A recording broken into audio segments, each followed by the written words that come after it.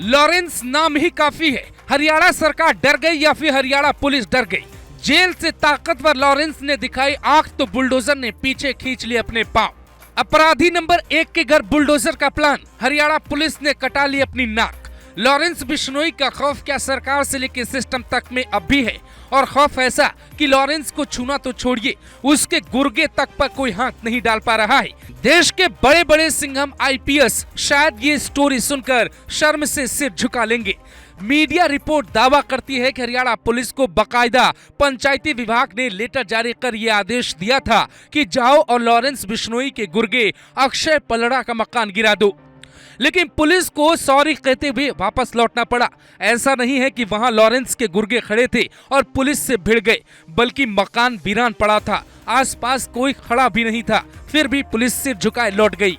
ETV Bharat ग्राम सचिव के हवाले से लिखता है, ये अवैध कब्जे के बारे में बता रहे थे, इसको खाली करवाना था, लेकिन आज जेसीबी मिली ही नहीं, इस कारण से कार्रवाई नहीं हो पाई। अब ऑफिस जाकर देखते हैं कि 2 या 4 दिन में कब टाइम लगेगा, जिसका सीधा सीधा मतलब यह है कि लॉरेंस के गुर्गे अक्षय पलड़ा का मकान गिराने के लिए कोई बुलडोजर किराए पर नहीं मिला, यहाँ तक कि ड्राइवर भी नहीं मिला। शायद ड्राइवर को ये लगा होगा कि लॉरेंस कहीं हमारी फाइल न खोल दे। लॉरेंस बिश्नोई भले ही फिलहाल हिंदुस्तान की सबसे सुरक्षित जेल में बंद है, लेकिन उसकी हनक इतनी है कि वो वहीं बैठा बैठा पाकिस्तान को फोन मिलाता है, अपने पाकिस्तानी दोस्त को बकरीद की बधाई देता है।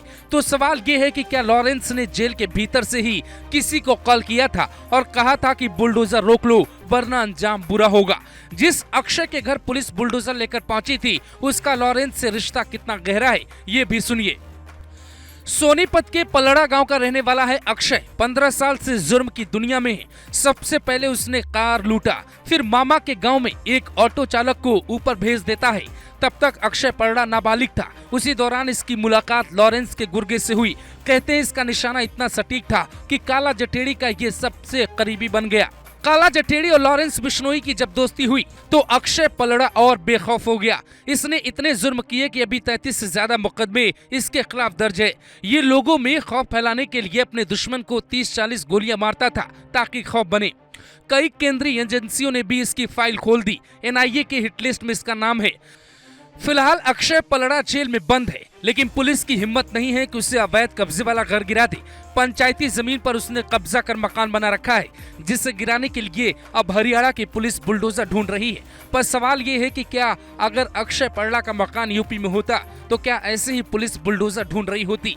यूपी में कभी जिस माफिया की तूती बोलती थी, उस अतीक के अवैध कब्जे का मकान हटाकर योगी ने गरीबों के लिए मकान बनवा दिया।